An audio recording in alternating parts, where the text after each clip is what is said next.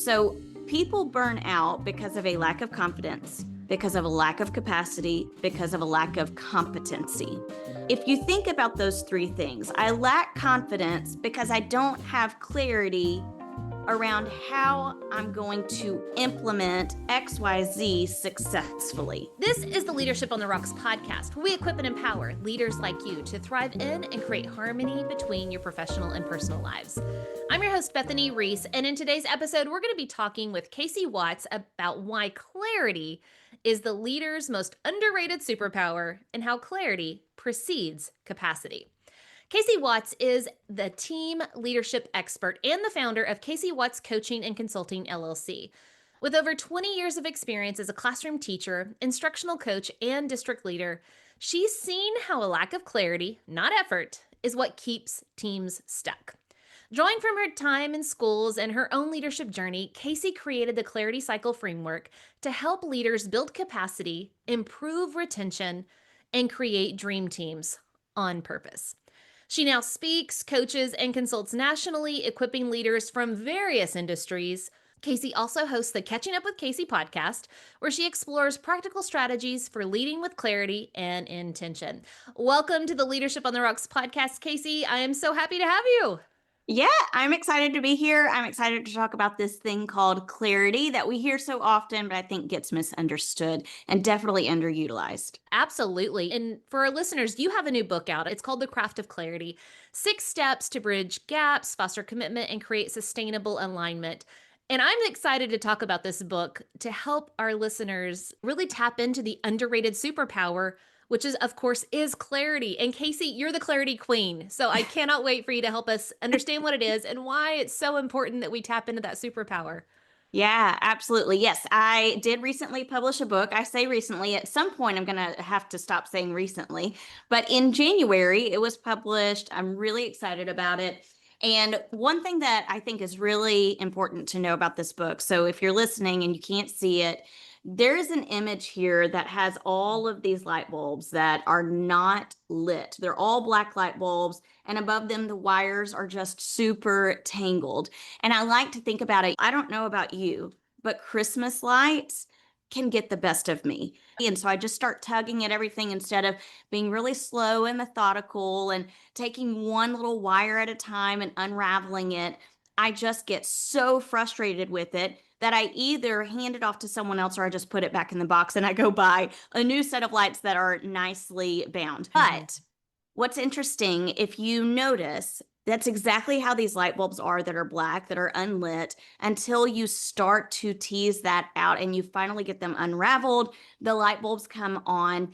And it just creates a beautiful backdrop. I think about Christmas time. Over time, we've taken these light bulbs or these Christmas lights and they've transitioned to be a part of our daily lives. Like we see them outside on decks, or we have people putting them up in their classrooms. So they've become a staple in lighting up our lives. And that's my hope for the Craft of Clarity, is that it just serves as a tool to help unravel the mess and the chaos of all of the wires and bring light and clarity to a situation. Oh, that's such a good visual. I am such a visual learner, and that really does explain it, because I am the Clark Griswold of Christmas and Christmas decorations and lights. I truly am. And I think that's just such a great visual to say, let's unravel all of the stuff, all the mess, so that those lights can come on and we can see clearly. So Yeah. as we dive into clarity, can you just tell us, what do you mean by clarity, so that we Yeah. have a working definition of what we're talking about? Okay, so you were probably so familiar. I know your listeners are probably so familiar with Brene Brown's phrase, clear is kind, right? We hear it all the time. I use it quite frequently. A lot of the times, what leaders think about when they hear that phrase is we need to communicate verbally, and sometimes we need to have hard conversations. And that is true. Sometimes you will have to have hard conversations, but the phrase clear is kind is so much deeper than that. And that's what I want to talk about with the definition, or a working definition for clarity, because what we want to do is go beyond just verbal communication and put clarity to action. I like to read a couple of definitions from Merriam-Webster's dictionary about clarity. The first one is the quality of being easily understood, or the quality of being clear, right? That we think about verbal communication there. We do want to be clear. The next one is what we're going to lean into. But this first one, the quality of being easily understood, think about how many times leaders of teams have said, I have been clear, I have stated the expectation. We have talked about this time and time again, and still people are not getting on board or people are not committing. We hear it all the time, we see it all the time. And here's what's so interesting: when I'm working with teams and leaders, oftentimes I kind of function in that what I call the intermundium. So I'm in the in-between space, and I get to hear the perspectives of the leaders and the teams that they're leading. So leaders are saying all of those things about, I'm being clear, nobody's getting on board, they won't do what we've asked. And then I'm hearing the teams say the opposite. They're saying, we have no idea what's going on. Because here's what's happening: we're stating that verbally, we're using that phrase clear as kind, but we're stopping there. We're not putting action to it. Second definition: the state of having a full, detailed, and orderly mental grasp of something. Ooh, that's good. It's so good. That And is so it's so much more powerful and good. detailed than the quality of being easily understood. And so that's really when we think about that second definition, that's what my book is all about. And that's what the Clarity Cycle framework is about, is bringing systems to creating clarity so that it is a full, detailed, and orderly mental grasp of something, not just for the leader, but for Yeah. the people that they are leading. First of all, thank you for that definition, that mental grasp. Those are the words that I'm clinging on to because it has that deeper understanding of, I don't just get it, I truly understand it and can apply it. So I've heard it, understand it, can apply it, and apply meaning to it. But I want to tap into something that you said in your examples of whenever you're operating in that in between with leaders saying, but I'm saying it clear as kind, the word, what popped in my head, I can't help, I love movie quotes. This is from Rush Hour where Jackie Chan's talking. He's, don't you understand the words coming out of my mouth? And then Chris Tucker says, man, ain't nobody understand the words coming out of your mouth. I feel like that's the dynamic we have as leaders are saying, but I'm saying it. Don't you understand what I'm saying? And Yeah. then their employees are like, man, ain't nobody understand the words coming out of your mouth. Give my terrible reenactment of that scene. But as you're talking, I'm like, that's what happens from the smallest of organizations, a team of two, Yeah. a marriage even, Yeah. all the way to your Fortune 500, Fortune 50, big Amazon, Google companies. A lack of clarity and connection to clarity is running rampant in our organizations. Leaders know the verbiage, clear as kind. But honestly, you say that leaders are groomed and not developed, and there's a lack of leadership development so that we Yeah. even have the skill set of understanding what clarity is and then how to apply it. So, Mhm. can you dive into that? How do we even start with leaders understanding that definition, which is so good, to then Yeah. applying it? Yeah. There's so much to unpack there. I want to talk about two things, actually. Let's talk about being groomed for a position because of the person that you are, versus being groomed in the right way to be a leader.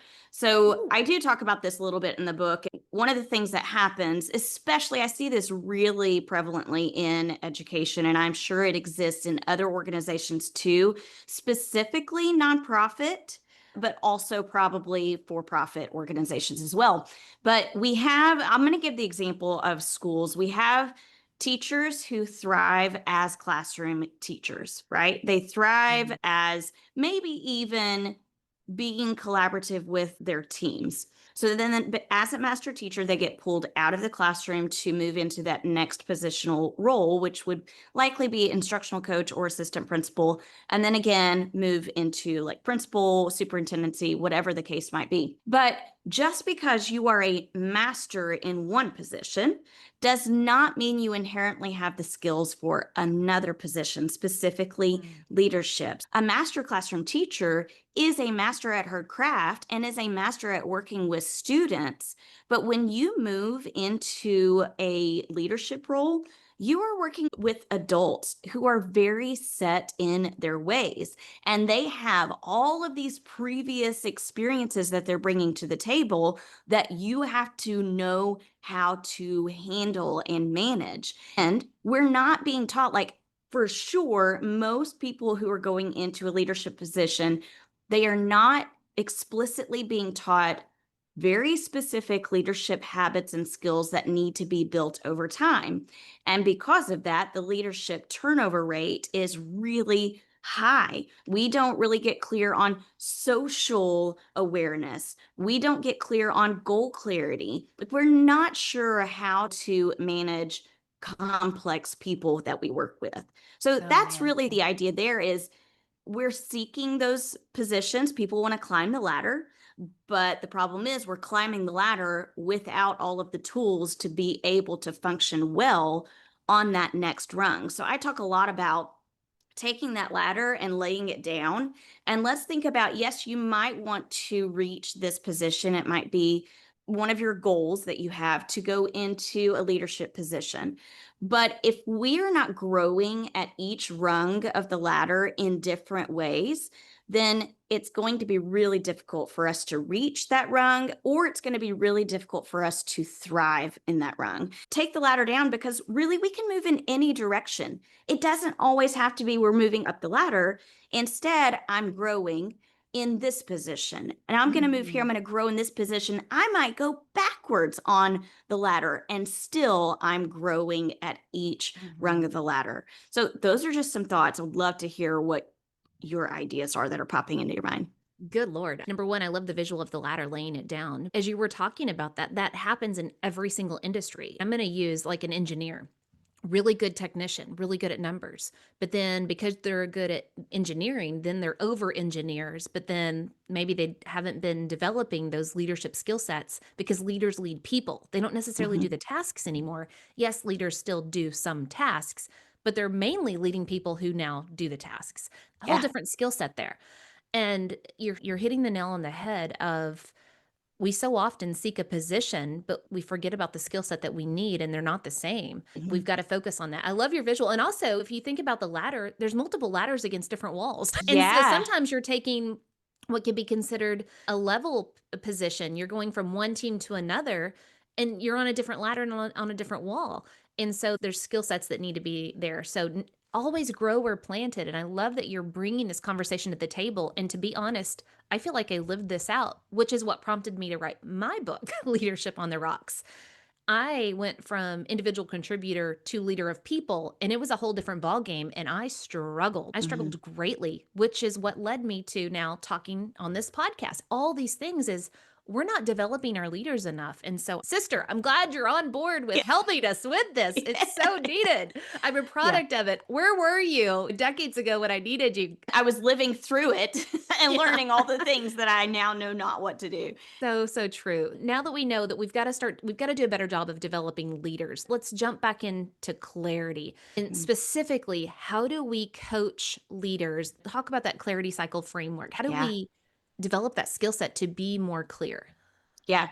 When I'm working with organizations, there are three ways that I work with them. It will always fall into clarity. Like, how are we gaining and creating clarity? But the three ways that we work through that is either I'm working with them to develop reflective leaders. Reflective leaders have goal clarity, social clarity, and emotional clarity. And Yeah, goal clarity, social clarity, and emotional clarity. that's good. So you really think it like when I think about those things, we hear a lot of the time self and social awareness, but we really have to be able to self manage with all of those things. And that's why clarity around goals, social clarity, and emotional clarity are so important because it informs how we interact with the people that we're Mhm. leading. So that's one way that I work with leaders and gain clarity. Another way we gain and create clarity is thinking about collaboration in our organization. A lot of the times I see that we mostly are functioning in faux collaboration, which is to say fake collaboration. And we want to move into authentic collaboration. So I help leaders think about how are we going to develop norms, protocols, and models so that our meetings matter and we are authentically Mhm. collaborating and moving forward as an organization. But the third way that I work with leaders is really thinking about directional clarity. In other words, how are we going to get our people committed to our vision and goals? And that's where the clarity cycle framework comes in. When I Mm. teach about this clarity cycle framework, I take leaders through 6 steps that are going to help their people understand what the area of focus and goals are and get committed to that. We dive into what is your area of focus that's under the broader vision and mission of the organization. From that area of focus, which really is a problem that you're trying to address, what are goals that are going to help you to solve that problem? We analyze those goals, and then the third step is we're going to build the habit of gaining insight from our people so they can take ownership.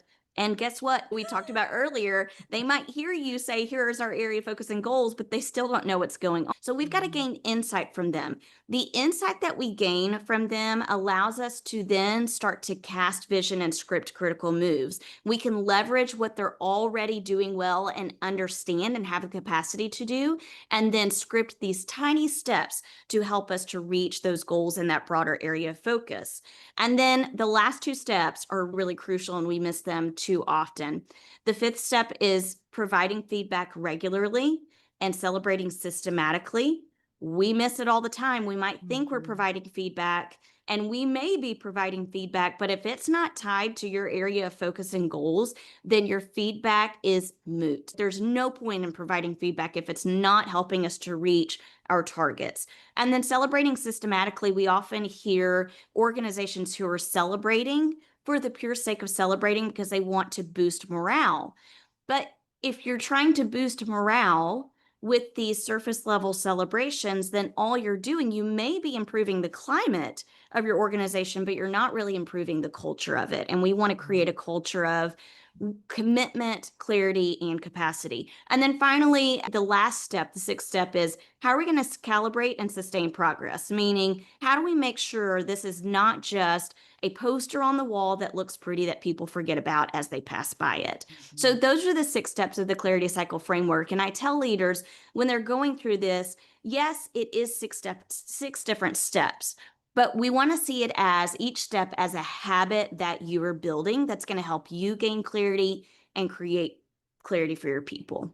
That's so good. You've got to read the book because we've got to dive deeper into that. We don't have time on this podcast in this episode, but just hearing those steps, I immediately thought about multiple situations where there's an initiative, a goal, a vision, something that I needed to accomplish, whether it was within the big organization in which I served or in my own company.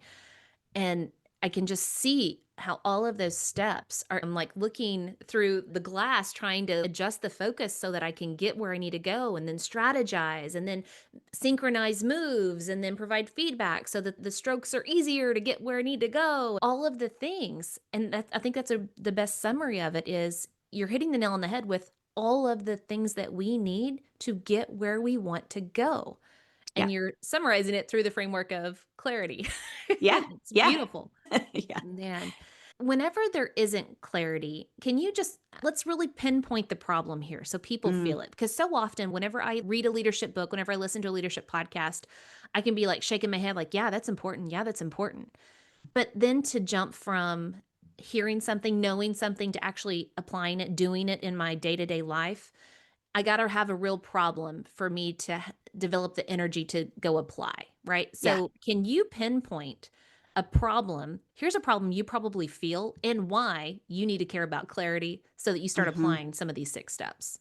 Yeah, there are so many things that I think about, but the thing that comes to mind most is what we hear so often, and I see it on social media all the time, is we hear the phrase burnout, and we Mhm. also notice that we have retention problems. And people Yeah. get burned out because of it could be several different things, but I want to talk about why clarity matters so much here and what happens when we don't provide clarity.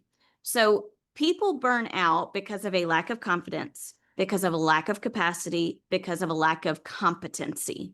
If you think about those 3 things, I lack confidence because I don't have clarity around how I'm going to implement XYZ successfully.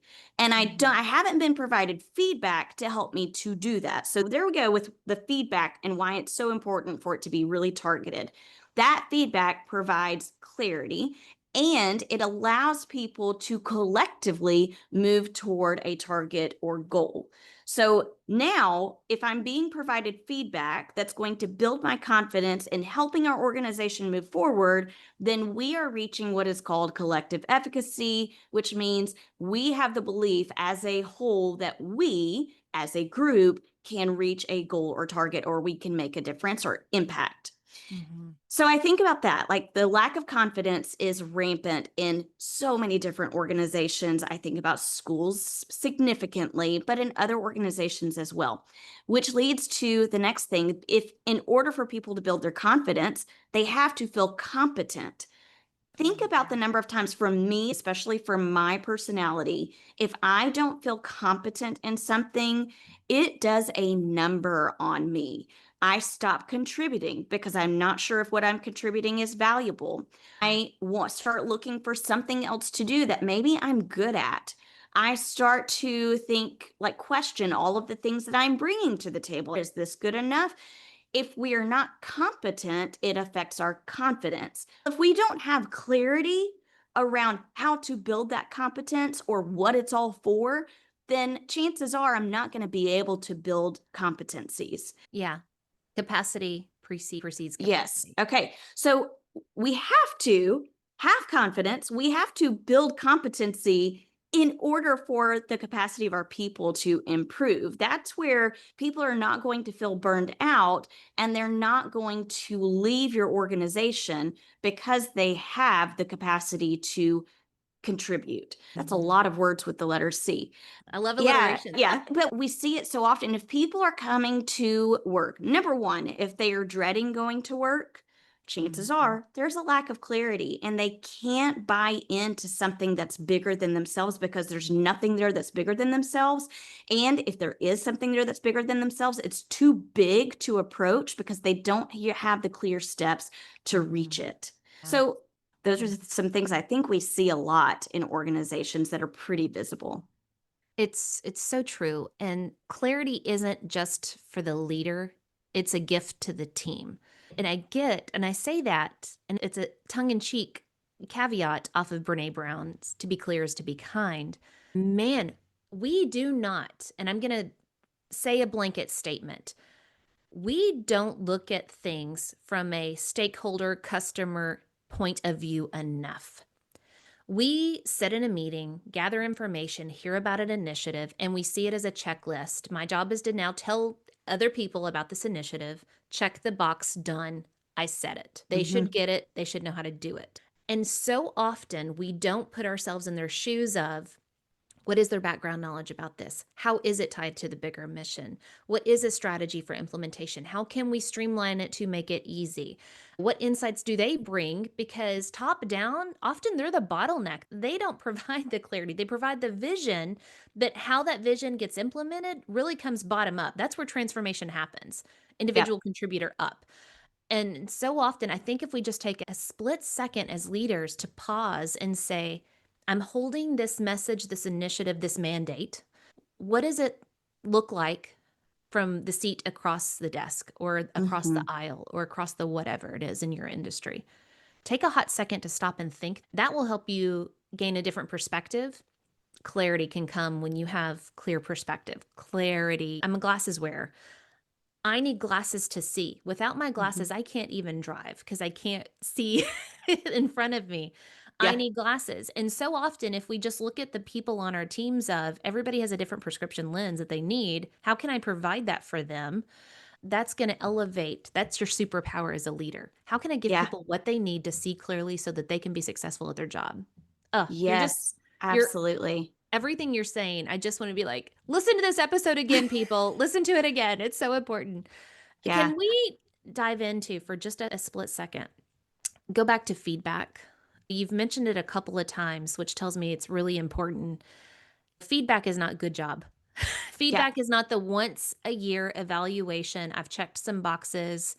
Congratulations, you're proficient. Let's move on. Like that just Mhm. really honestly ticks me off if that's the only feedback people are getting. So, talk to us about how we can be better at feedback for clarity to build that confidence, competency, and capacity. Yeah. From my experience, if we are approaching feedback as either blanketed or we're approaching it as, I don't have this bigger target that we're trying to reach, so I'm just going to leave them a good job. Love what you're doing. Keep doing what you're doing. We're not growing our people. We are not, what we're doing there is we are being diminishers. I love the work of Liz Wiseman. She wrote the book Multipliers and the Multiplier Effect, and she talks about multipliers versus diminishers. When we're leaving that very vague, brief statement for feedback, what we're doing is diminishing some of our most talented people. And think about this too. We often provide feedback to the people that we feel like need it most. And that ends up being the people who are struggling. Yeah. That's not what we need to be doing. Robin Jackson talks about a quadrant where if we look at the high will, high skill people, what they desperately want is feedback because they're the people that want to continuously grow.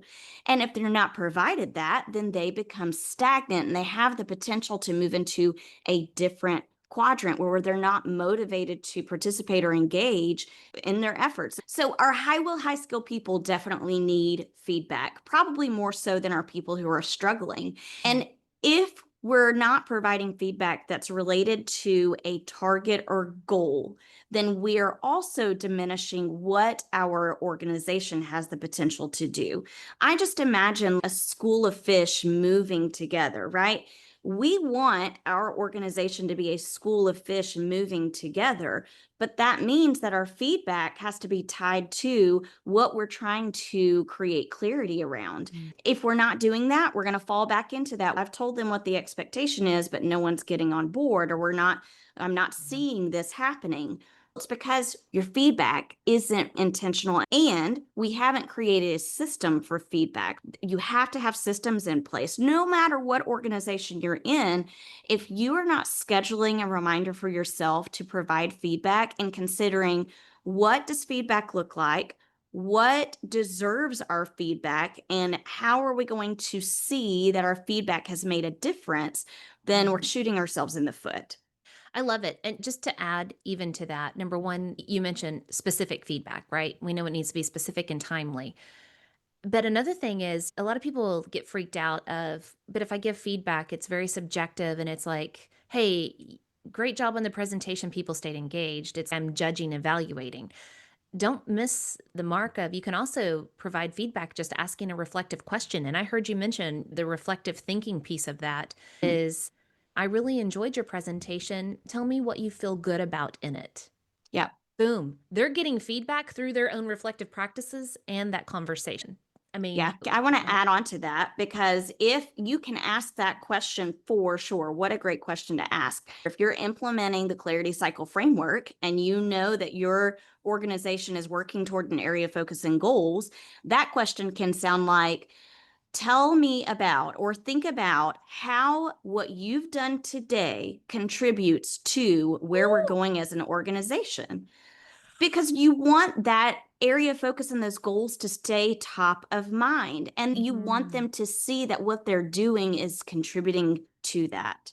oh man, that is so true. I love that. That is like such higher level thinking of, man, I am really helping build that vision and getting us there and I am important. And that is Yes. just massive. Whenever you start building that kind of culture within your teams through that type of feedback, conversation, reflective question. Next level, y'all. All right. So, Casey, as we wrap up the clarity, taking it from just this assumption of I told them they should know to actual clarity based leadership where we're building the confidence, the competency, the capacity through clarity.